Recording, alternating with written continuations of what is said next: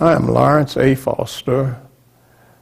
I am a member of Blue Bonnet Lodge number 192 in San Antonio, Texas. I'm the past master of Blue Bonnet Lodge. I was born in Texas, in fact in Pflugerville, Texas, just out of Austin, in July the 19th, 1927. So at this particular time, I'm 88 years of age, and I'm feeling good over it. I attended I got my formal education in Austin, Texas. I went to Blackshear Elementary School.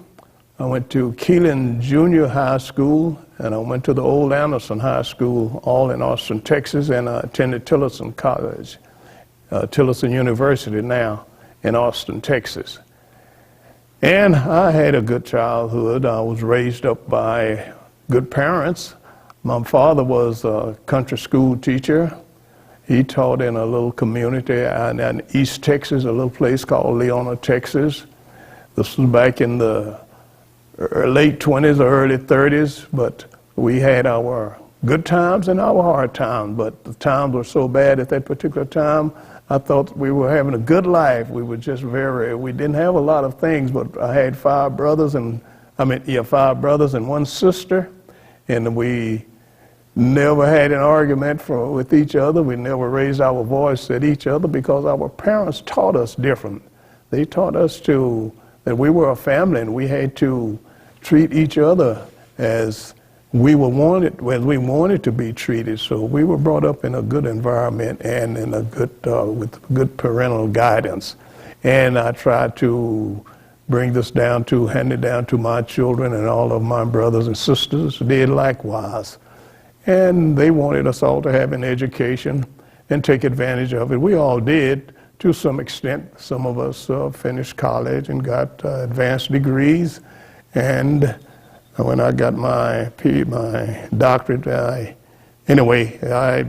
advanced, and I have sisters that advanced to their doctors and PhD and a number of other things. We were just a happy family. We all lived good. And then when I joined Blue Bonnet Lodge number 192, I was initiated in January of 1951.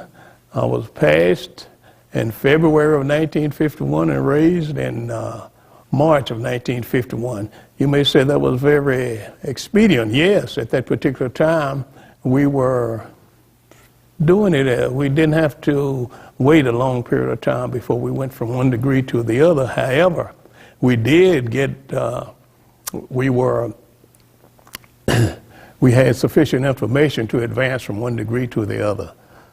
Okay, the worshipful master of Blue Bonnet Lodge at the time I was initiated was N.B. Reynolds. When I was passed, it was N.B. Reynolds, and when I was raised, it was N.B. Reynolds. He was the worshipful master at that particular time, and after that, I don't recall who the worshipful master was. It's been a few years ago, and anyway, there were two other worshipful masters before I became the worshipful master of Blue Bonnet Lodge number 192, and attended the Grand Lodge under I.H. Claiborne. I became the Grand Senior Deacon to I.H. Claiborne for 2 years, and that was my stint with the Grand Lodge, even though I continued to attend the Grand Lodge and on every year practically down through the years, but over the past decades I have not been attending, and no excuse, but I just have not been attending it. But I'm still anticipating on attending this ensuing year, which will be in 2016. You know, we met at the Grand Lodge, and during that time, the Grand Lodge meets in a different location now than it did when I was the Grand Senior Deacon under the Grand Master I.H. Claiborne. And the meetings were held with, we had seemed a 1,000 or more in the auditorium every meeting, and we would, our discussion there, we would discuss the things that I thought was important. And And this is one of the things that I have always advocated. Don't just filibust. Just go ahead and talk about things that are important in Masonry. And I.H. Claiborne was a leader that did really try to get that enhanced, get us, they instill that in us day in, every time, at every meeting. And it's sort of difficult for me to just sit here and tell you all of the things that has happened. It's been a little while back, but that was we always had a good meeting. And I think it was in 1877 we had a march, and I know that the Grand Lodge marched. I'm not familiar with the streets and the area there in Fort Worth, but we marched up and down those streets, and it was a hot day. I remember that. And the Grand Junior Deacon was, anyway, we were marching together, but he eventually became the Grand Master of the Grand Lodge. But his demise now, and I can't even think of his name at this particular time. It will probably come to me later on, and if it does, I will reiterate on it. We were a good, we associated together during the Grand Lodge meeting, and I know that he was from Dallas, and he was one of the school teachers there in Dallas, so I just don't remember his name now. During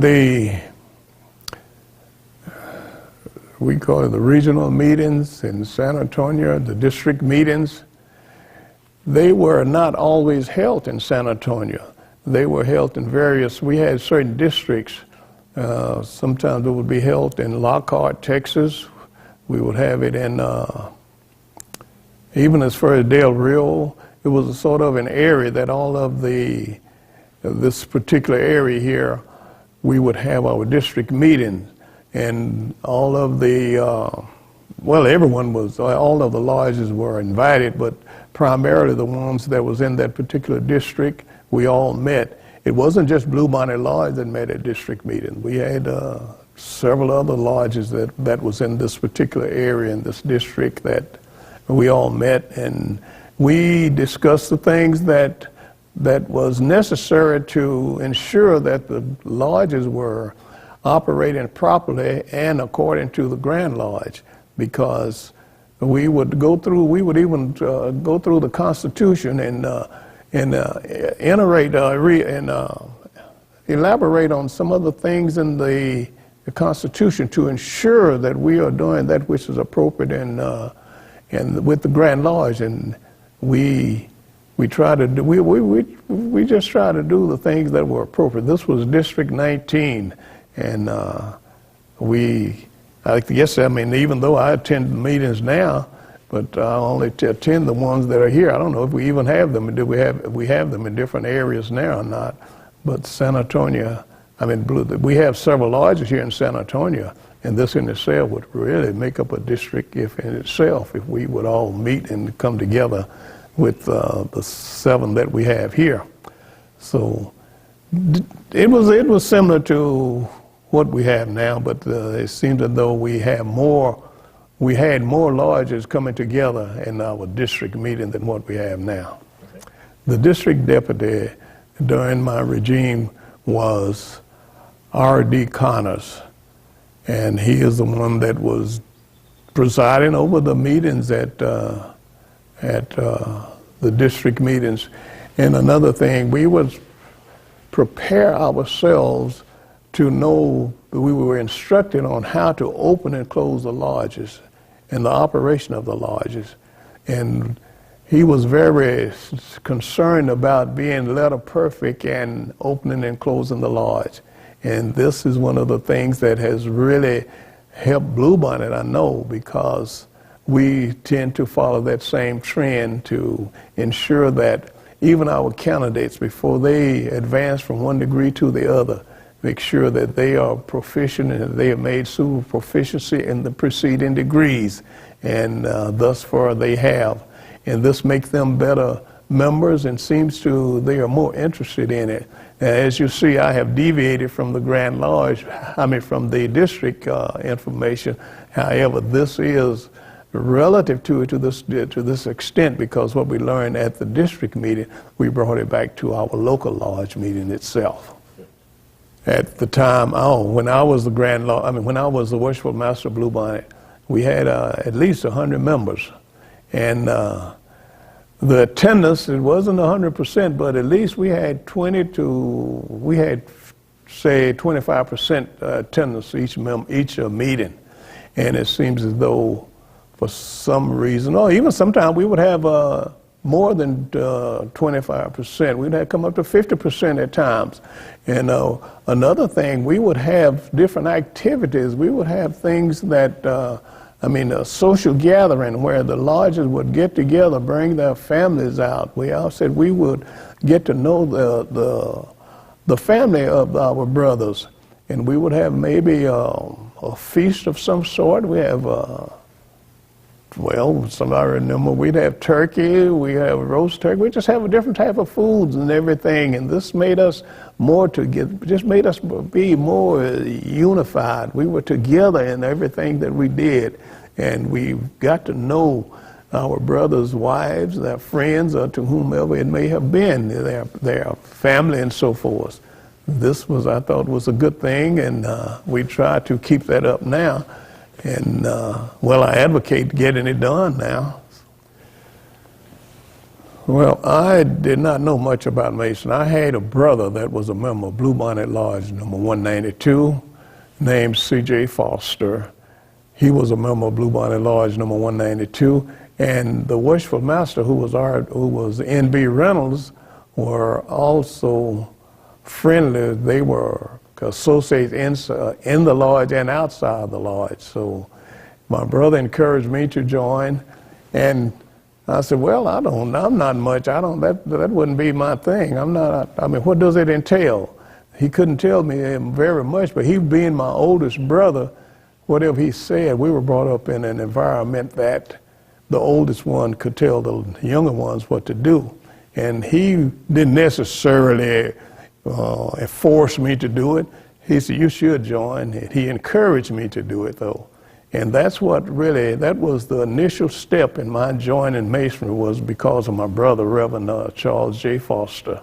He was the one that introduced me into Masonry. Masonry, it has done a lot for me. Now, one of the reasons, I can name several of them, but that's one of the major reasons that Masonry has helped me so. I was timid to some extent in my coming up, and by being in the lodge, it taught me how to express myself, to speak out at meetings and things. And then when I became the worshipful master, this in itself necessitated my being able to communicate and talk to an audience, whereas before, what information I had relative, my training as far as talking in public was in the church, in Sunday school or something, which wasn't very much at that particular time because of my participation. It wasn't to the extent of what I do in the lodge. It really brought brought out the ability for me to speak in public. I thought that was really a major factor that the lodge has done for me. And even after joining the lodge, I had to get, I didn't have to, but anyway, I continued going to school to get other degrees, more than just my BS degree. So I was attending colleges during that particular time, and I also had to work. I had a family. In fact, I had a wife, 2 boys and a girl, and I had to support them, but I did have a decent job. I did teach after I got my degrees, I did teach at one of the colleges here for a period of time. And I worked for the government for long enough to retire, and I done various types of jobs for the government. Even anyway, I have Mason really helped me in my job. Even they gave me the opportunity to speak to. As a supervisor, I had to bring information to them. I had to know what I was doing and know what I was saying. And I still attribute it to Masonry that taught me how to express myself, to talk to the audience, and know what to emphasize, know what to amplify, and what to attenuate. So it was, Masonry really helped me. And then another thing, it taught me how to commit things to memory. I had to memorize a lot of things in Masonry to ensure that I portray the information to the craft. So I said Masonry has helped me in numerous of ways. Even in teaching, it helps me. I can just make the person listen to me more so, whereas they get a better understanding of what I'm trying to convey to them. So I say Masonry really one of the foundations, it's the rudiment of a lot of individuals' lives. No, in my pursuit, I mean in my life, well, with my wife, my children, my church, Masonry, and my job, you know, sometimes a person may think that, hey, how can you get all of that done within a reasonable amount of time?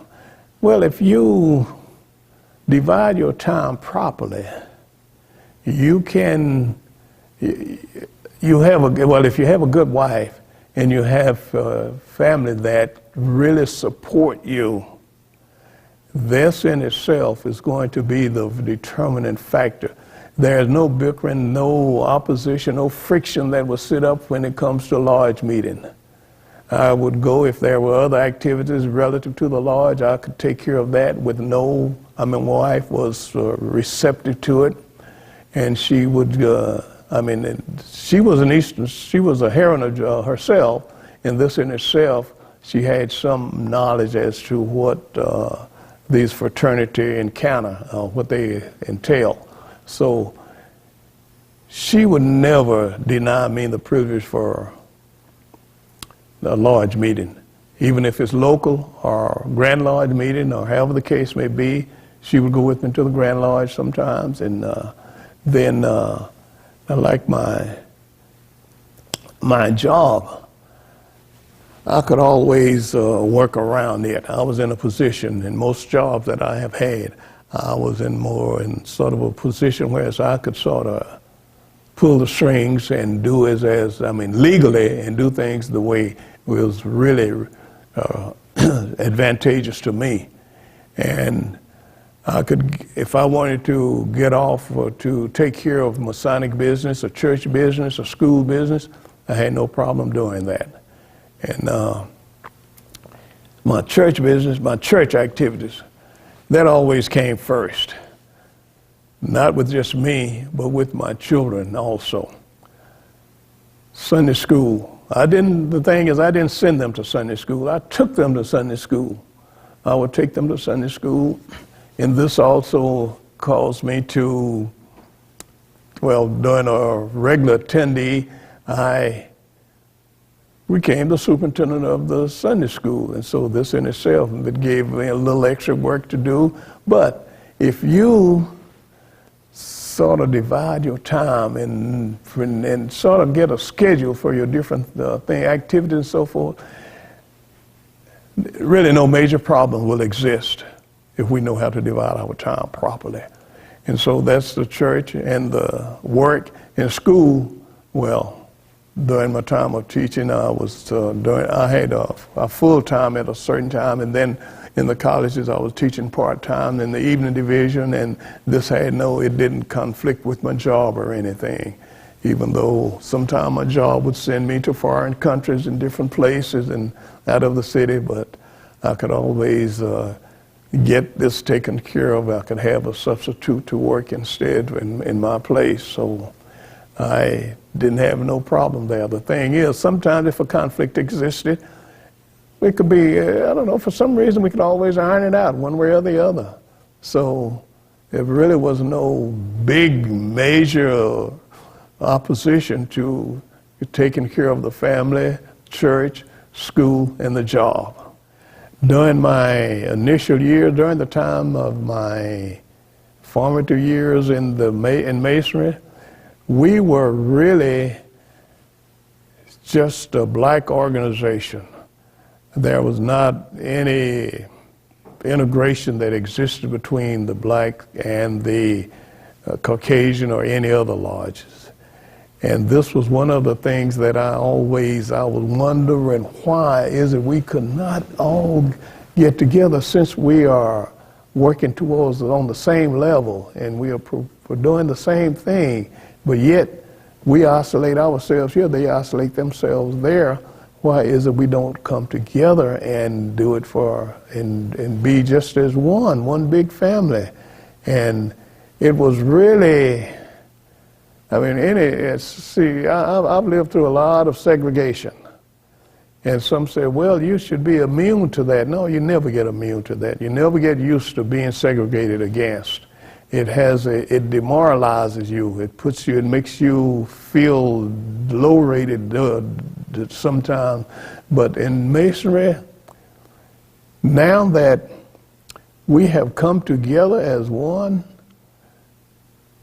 it's still, I mean, some will probably deny us in their lodge, but we will not deny anyone in our lodge, because we have all sorts of, all races of individuals in Blue Bonnet itself. And I know as well as the other local lodges here, and the same thing probably exists in all over Texas. And now that we are more of an integrated such, that we can visit other lodges, they can visit us, I think it's a good thing that we learn from them, they learn from us. We may have been isolated. There are numerous of things that they can probably learn from us, and this will and make them a better people and better lodge. And there are things we can learn from them which will be the same, that we can learn from them and they learn from us. And I think it's one of the, I can really thank whomever was instrumental in pursuing this such an extended period. I know it wasn't just overnight that this happened. It probably has taken years, because I know it was mentioned in the early years of Masonry with me, and I could see it, but we had been working on it, and the individual, the Grand Lodge, worked on it to the extent that now that unity has existed, I feel much better over it. And I know that Blue Bonnet and all of the Prince Hall members feel much better being accepted in all aspects of the Masonic family. You know, there are some of you out there now are wondering, why should I join the Masons? What is it going to, is there any advantage in it for me or my family or the community? Masonry is an organization that is going to benefit you and family and all. See, Masonry is not just it's not a secret organization.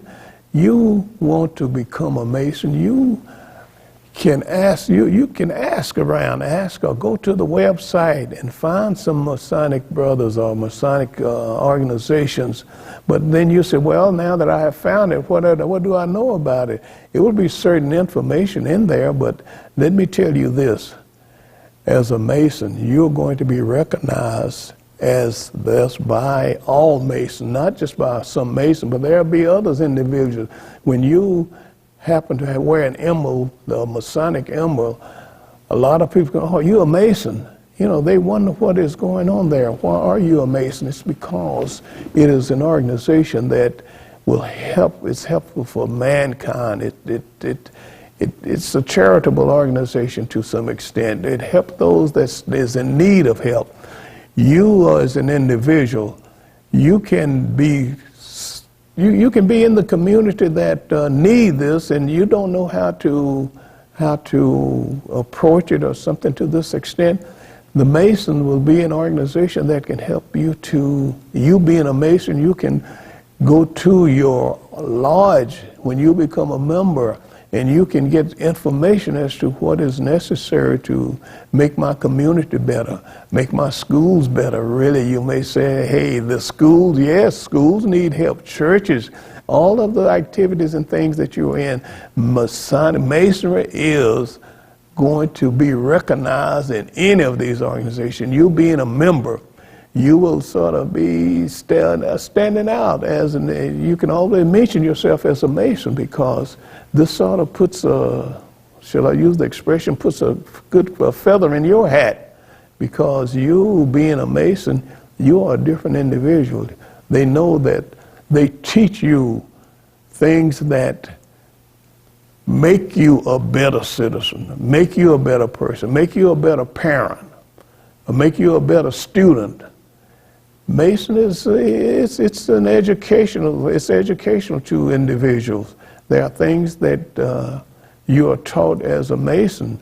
You're going to learn to love people. You're going to respect individuals, and people are going to respect you also as an individual, as a Mason. And Mason is just very advantageous. There are so many advantages, and I can't tell you all of the advantages, but once you join the Mason, you're going to realize that you have missed something by waiting so long. Inform, ask questions, find individuals that are Masons and ask them to get you an application, submit it and join it, and see what it is for yourself. I mean, I can't tell you all of it, but when you become a Mason, this in itself is going to make you a better person. You're going to be respected to this degree as a Mason.